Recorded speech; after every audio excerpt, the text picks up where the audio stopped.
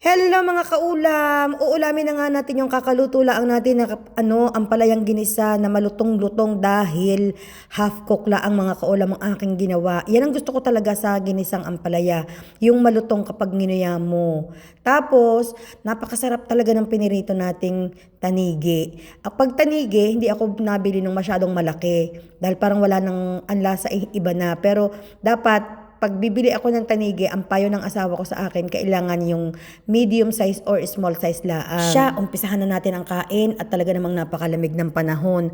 Ako'y medyo hindi rin maganda ang pakiramdam. Tingnan ninyo aking boses. Dahil talaga naman mga kaulam, matindi sa umaga ang lamig. Sa umaga lang naman mga kaulam, talagang nanunuot hanggang lahat-lahatan ng buto ang lamig. Pero pag tanghali na mga 11 to 12, malamig pa rin naman, kaso mahangin din.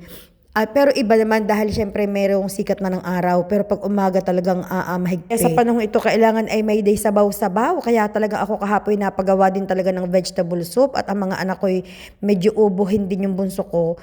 Sabi ko kumain lang siya ng yung vegetable soup mayat maya dahil may may plema na. Diyos ko, mga talaga naman, mga pasaway. Ang lamig-lamig na nga, nung isang araw, naka-ice cream pa. Parang naaawa tuloy ako pag naiisip ko yung mga mangingisda ngayon. Anong lamig noon sa laot ng dagat, ng pangunghuli ng isda. Talagang hindi talagang sila magsuot ng sobrang kakapal. Wala pa itong snow ha. Ay di kung nag-i-snow, ay di lalo na. Diyos ko po. Nako, may chismis ako sa inyo mga kaulam. Eto na ang chika. Ang aming kapitbahay kahapon kumatok sa amin. Hinahanap ang asawa ko. Medyo kinabahan ako dahil wala naman sadyang naghahanap lagi sa asawa ko. Baka ako may atrasong nagawa. Yung lalaki parang, where is Ibrahim? Talagang ako, Ibrahim din pala ang kanyang pangalan. Nung time na yon ka-video call ko ang kapatid ko si Christian. Sabi ko, wala ang asawa ko. Sabi ko, nasa Dubai. Sabi ko, ganyan sinamahan yung anak ko. Sabi niya, I want to talk to him. Hala, sabi ko, bakit parang, alam ko naman na ang mga Arab, ganyan magsalita, parang galit, pero hindi naman galit. Sabi ko, di pa pupunta. Sabi ko, maya-maya, bumalik ka ng mga 6, nandito na yon. Ang asawa ko, parang mga 5 pala ang dumating na. Sabi ko, may naghahanap sa iyo, kapangalan mo. Sabi niya, sino? Sabi ko, yung next door daw siya. Sabi niya, kilala ko na yan. Sabi niya, may papaayos, may magtatanong lamang yan ng mga bagay-bagay ng tungkol sa pagre-renew ng itong bahay, itong unit, ganyan-ganyan, dahil magre-renew na yan. Sabi niya. Puntahan mo na at parang hindi ko maintindihan kung galit baga o ano. Sabi niya, ay hindi na, hayaan mo siya. Sabi niya, siyang may kailangan din siyang kumatok. Abay talagang mataray itong asawa ko.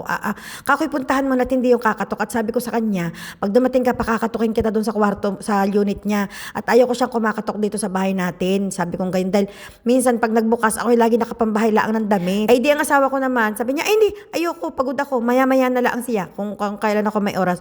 Pero, nakita ng asawa ko medyo parang talaga ako, yung alanganin akong ugali ko, talaga nakasimangot na ako. Sabi niya, sige na nga ako, pupuntahan ko. Tapos ito na, pagbalik niya, sabi ko, anong problema ng tao? Sabi niya, magbabakasyon daw siya sa bansa niya.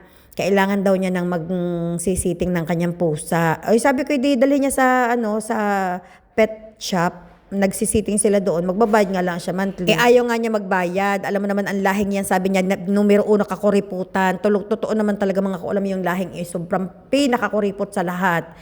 Ang gusto niya mangyari sana, kuhanin natin ang pusa para may kalaro ang pusa natin. Tapos siya ang mag-iiwan siya ng kompletong pagkain sa buong buwan na wala siya.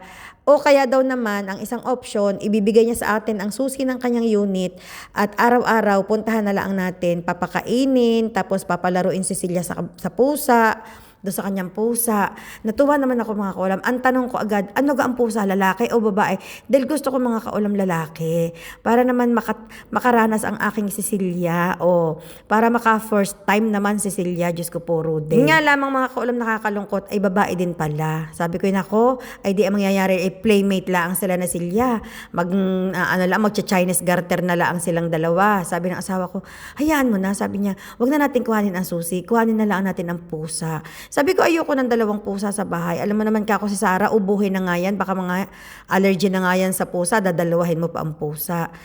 Bubuksan na lang natin ang bahay niya, papakainin, tapos papalaruin na lang natin si Cecilia doon. O kaya naman, Minsan, kukuhanin natin ng ilang oras tapos ibabalik natin sa gabi. Ayoko ng dalawa ang pusa sa gabi. Baka mag-away ang dalawa at masaktan pa yung pusa natin.